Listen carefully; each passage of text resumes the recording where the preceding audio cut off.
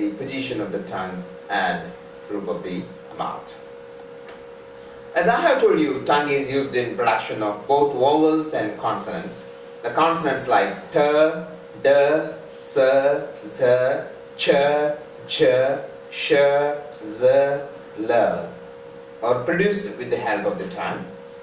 The position of the vowels is also decided according to the part of the tongue raised. The vowels are also divided into three categories: front vowels, central vowels, and back vowels. The next organ, which is not very important, of course, it's significant. This Perixx is a tube which begins just above the larynx.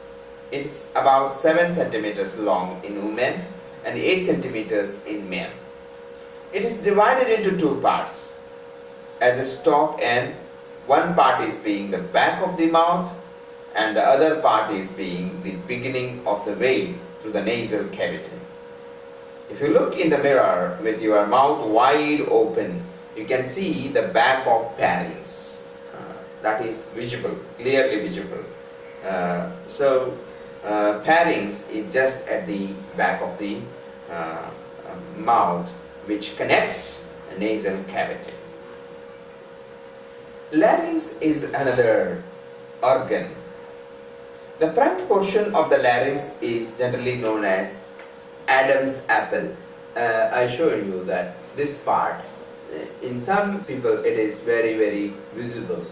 You can see the hard, bony part, which acts as a protective cover to the vocal cords. And you can also feel the vibration of vocal cords when you touch this Adam's apple. And you say z, z, you can hear the vibration of the vocal cords. It means that vocal cords are located in this part of the body. That is larynx. The next part is roof of the mouth. Roof of the mouth includes teeth ridge, that is just behind the teeth, which is hard and bony, that is in convex position. Then hard palate. Here you can see hard palate, the hard surface just after the teeth ridge. And you have soft palate, which starts after the hard palate. And then there is uvula, that is another tongue-like structure which is shown here. So there are, as I have told you, teeth ridge, tear, hard palate, soft palate, and uvula. And teeth ridge is in convex shape. It's the bony part of the roof of the mouth.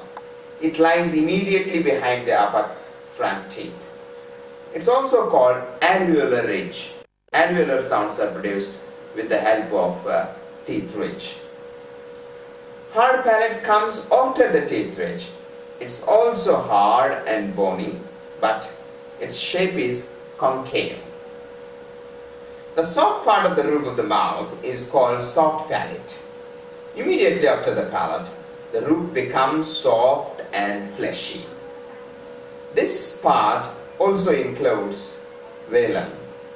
The soft palate can be raised or lowered, and this action brings about an important change in the nature of sounds. Example, if the soft palate is raised, oral sounds are produced. If the soft palate is lowered, nasal sounds are produced. So this is what you can see in roof of the mouth. After having discussed various organs of speech, let me talk about English speech sounds. Generally speaking, we divide English letters into vowels and consonants. There are 21 consonants and 5 vowels when we take into consideration grammar. But in phonetics, we divide these letters based on sounds. There are totally 44 sounds, which include 24 consonants and 20 vowels. And you can understand that consonants are heard more than the vowels in English. It is probably because of this English is called masculine language. Let me tell you what is vowel first. Vowels are sounds produced without any obstruction in the oral cavity. When we are producing vowels, there is a continuity of airflow. There is no obstruction in the oral cavity. Say, for example, E, A, A, Oo. Production of these sounds does not involve any disturbance in the oral cavity. So, this is the quality of vowel. It means there is a continuous airflow in the oral cavity during the production of vowel sounds. And vowels also play a major role in deciding the syllable and stress pattern. Vowels can be short or long, like I, E. They can stand alone. They may also occur with consonant preceding or following. All vowels are soft, all vowels are poised, and all vowels are musical in effect. These are the characteristics of vowel. Let me talk about criteria for deciding vowels.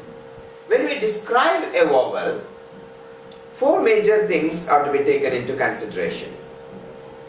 The first criteria is whether the vowel is long or short.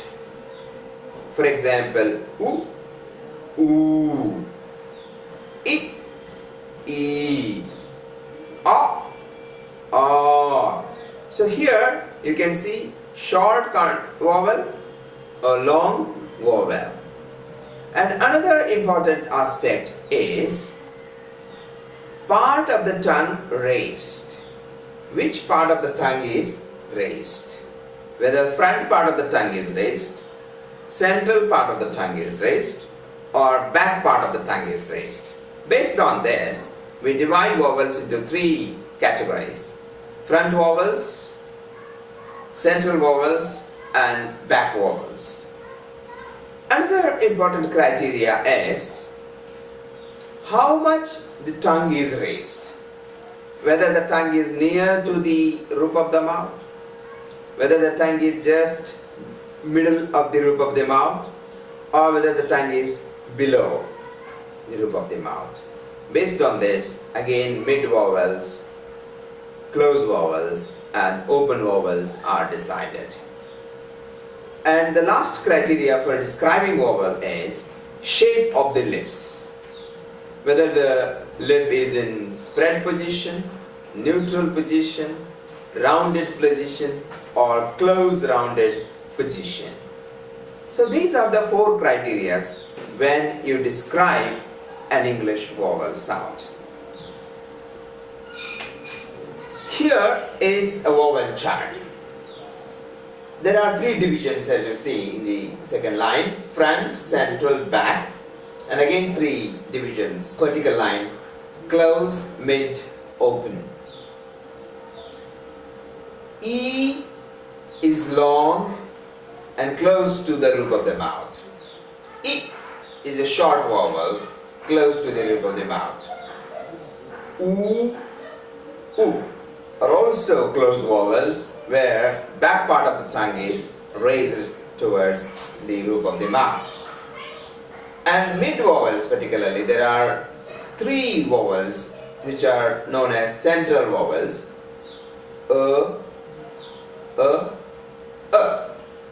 These are central vowels. Ya is open. A and A are also open vowels, where back part of the tongue is raised. So we can describe a vowel like this. For example, E, long, close, and unrounded or neutrally positioned. So likewise, we have to describe other vowels based on the chart. Here, I can present before you English pure vowels with transcription. Vowel number 1, E as in sheep, I as in ship, A as in set, Ya as in sat, as in shirt, as in ability, as in pot, as in born, as in cart, as in put, as in fool. So these are 12 pure vowels in English. Apart from pure vowels, we have diphthongs. Diphthongs are formed of pure vowels, combination of pure vowels. Diphthongs are also known as vowel glides because there is a movement from one vowel to another vowel. Say for example, yay. A moves towards E. Yay. Ear. There is a movement from E to This is how diphthongs are formed. There are 8 diphthongs. You can see yay as in bay, I as in buy, oi as in boy, o as in bow, ow as in bow, ear as in beer, air as in bear, as in boor.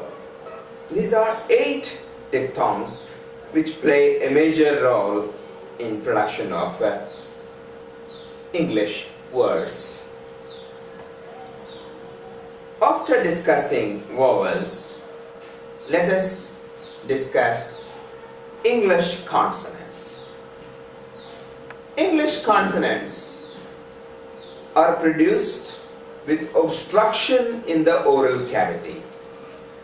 Whenever a consonant sound is produced, there is a disturbance in the oral cavity. Air is disturbed. That's why they are called consonants. There are 24 consonants in English, and these consonantal sounds are also described on following criteria. The nature of airstream mechanism, that is pulmonic, aggressive, remains same for all the consonants and vowels, whether they are poised or poiseless, manner of articulation, and lastly, place of articulation. And this is the chart. The chart presents 2 important criteria: place of articulation, that is horizontally, and manner of articulation, vertically. And wherever there are 2 sounds in one box, the first sound stands voiceless and the second sound stands for hoist. For example, pulmonic, aggressive, voiceless, bilabial, plosive. This is how a consonant is to be described.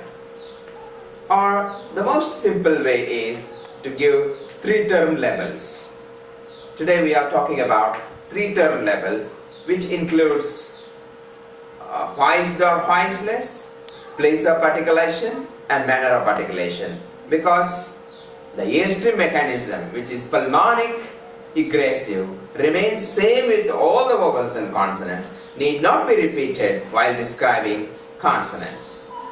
Here in this chart you can see English consonants, and we will move on to the description of vowels and three-term labels in the next slide.